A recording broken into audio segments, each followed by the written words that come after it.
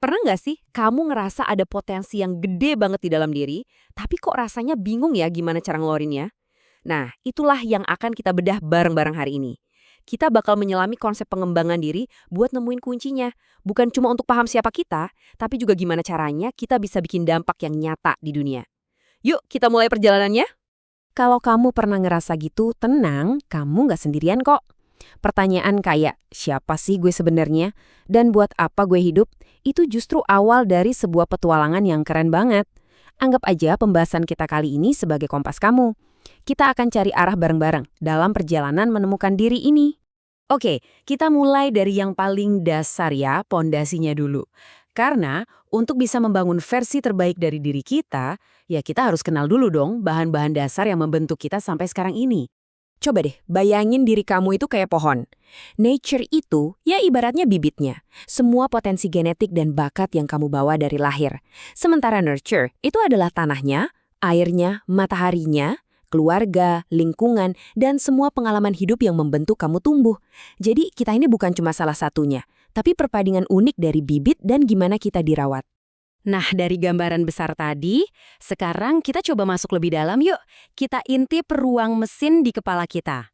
Salah satu peta paling terkenal buat navigasi di sana, itu datangnya dari Sigmund Freud.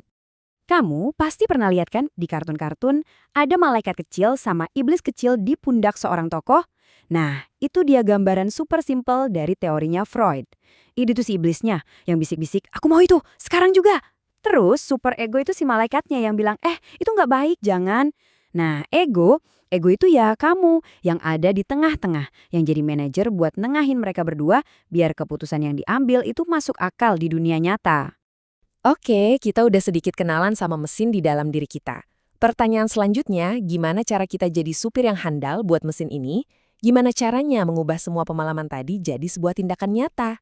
Nah, ini dia alat praktisnya. Individual Development Plan, atau disingkat IDP.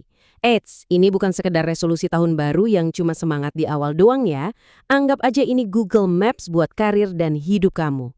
Sebuah peta jalan yang jelas, bukan sekedar angan-angan buat bawa kamu dari titik A ke titik B.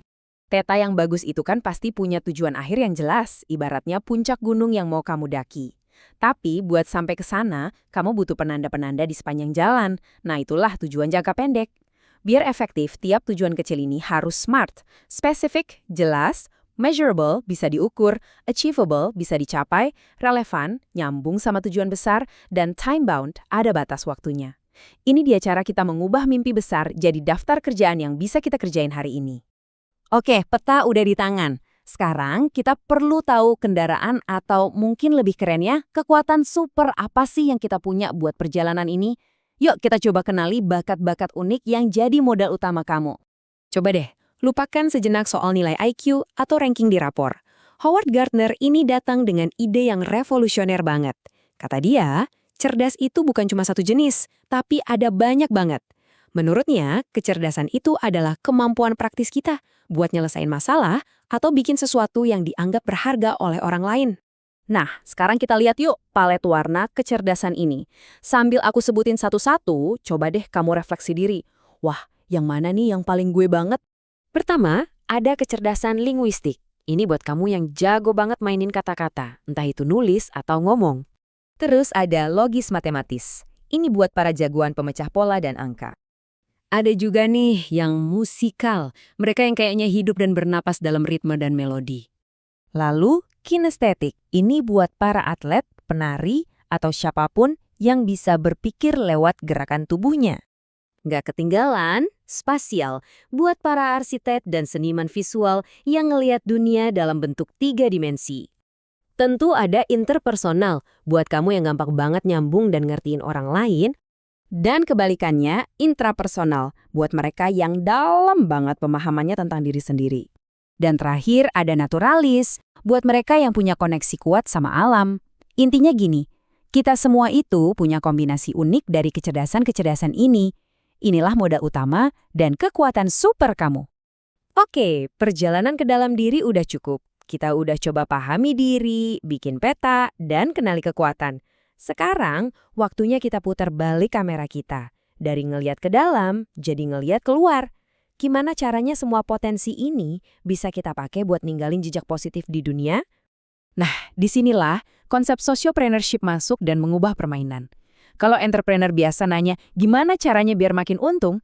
Seorang sociopreneur nanyanya, gimana caranya nyelesain masalah sosial ini sambil tetap bisa untung? Lihat deh bedanya, profit bukan lagi jadi raja, tapi jadi bahan bakar buat menjalankan mesin perubahan sosial. Dan jangan salah, ini bukan gerakan kecil-kecilan loh. Sociopreneurship ini pemain kunci di panggung global yang secara langsung berusaha menjawab tantangan-tantangan terbesar yang lagi dihadapi manusia saat ini. Coba lihat ini deh, setiap sociopreneur itu ibarat pahlawan modern yang berjuang mencapai tujuan pembangunan berkelanjutan atau SDGs dari PBB. Kekuatan super kamu di bidang pendidikan. Kamu bisa bantu mengatasi kemiskinan. Kamu jago teknologi, kamu bisa ciptain solusi buat energi bersih. Nah, inilah puncak dari pengembangan diri, saat kekuatan unik kamu ketemu sama apa yang dibutuhkan dunia. Pada akhirnya, perjalanan ini sepenuhnya milik kamu. Memahami diri, merencanakan, dan bertindak, itu adalah siklus yang gak akan pernah berhenti. Jadi lupakan dulu rencana besar yang bikin pusing. Pertanyaannya sederhana aja. Setelah dengerin semua ini, satu aja langkah paling kecil apa yang akan kamu ambil hari ini juga.